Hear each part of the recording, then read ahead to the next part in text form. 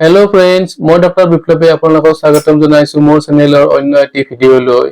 আজিৰ ভিডিঅ'টোত মই কথা পাতিম উচ্চ ৰক্তচাপ মানে হাই ব্লাড প্ৰেছাৰ কেনেকৈ নিয়ন্ত্ৰণ কৰিব পাৰি তাৰ বিষয়ে। অনুগ্ৰহ কৰি ভিডিঅ'টো শেষলৈকে চাওক। মই আপোনালোকৰ কাৰণে বিশেষ কিছুমান টিপছ লৈ আহিছো।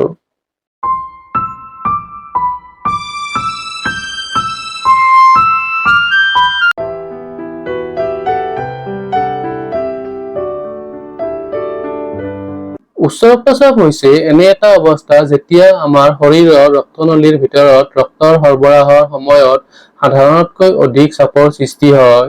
যদি এইটো নিয়ন্ত্ৰণত নাথাকে তেনেহলে হৃদৰোগ, ষ্ট্ৰোক বা কিডনিৰ সমস্যা হোৱাৰ আশংকা থাকে।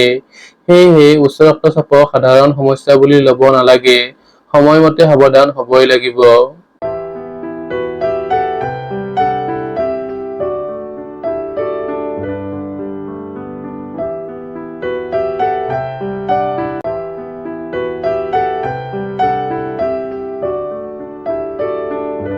সাধাৰণতে উচ্চ ৰক্তচাপ হোৱাৰ কেইটামান প্ৰধান কাৰণ হ'ল অতিমাত্ৰা লৱণ খোৱা, অধিক তেলত ভজা খাদ্য খোৱা, দৈনিক ব্যায়ামৰ অভাৱ, অধিক মানসিক চাপ, ধূমপান আৰু মদ্যপান, কেতিয়াবা বংশানুক্ৰমিকভাৱেও হয়।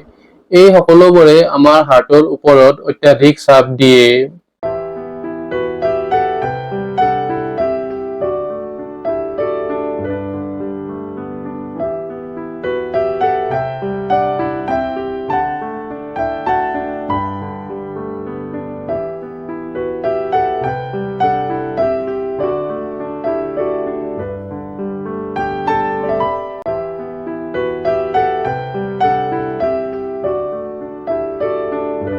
উচ্চ ৰক্তচাপৰ সময়ত কেইটামান সাধাৰণ কথা মনত ৰাখিব লাগে। প্ৰথমতে দিনে কমেও 30 মিনিট সময় খোজ কঢ়া বা ব্যায়াম কৰা। দ্বিতীয়তে লৱণৰ পৰিমাণ কমাই দিব। প্ৰতিদিনত 5 গ্ৰামতকৈ অধিক লৱণ নাখাব। তৃতীয়তে সেউজীয়া শাক-পাচলি, ফল-মূল বেছিকৈ খাওক। প্ৰচেছ ফুড কম খাব। চতুৰ্থতে মানসিক চাপ কমাবলৈ যোগ বা ধ্যান অনুশীলন কৰক। পঞ্চমতে ধূমপান আৰু মদ্যপান এৰি দিয়ক। এইবোৰ কাম সহজ যেন লাগে, কিন্তু নিয়মীয়াকৈ পালন কৰিলে ফলাফল দেখি আচৰিত হ'ব।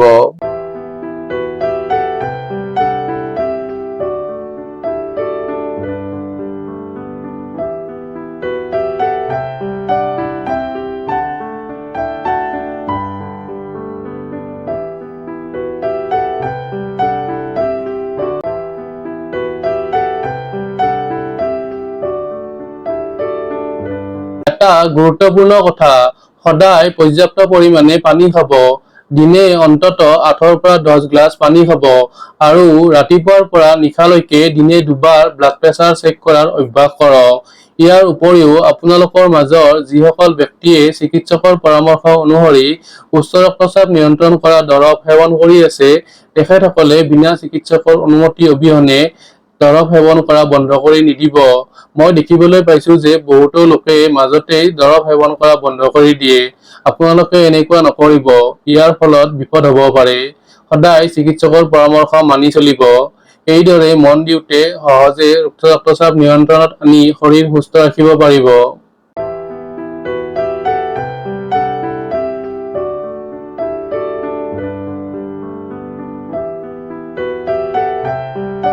আপোনালোকে যদি উচ্চ ৰক্তচাপৰ পৰা সুৰক্ষিত থাকিব বিচাৰে তেনেহলে এই সাধাৰণ নিয়মবোৰ মানি চলক।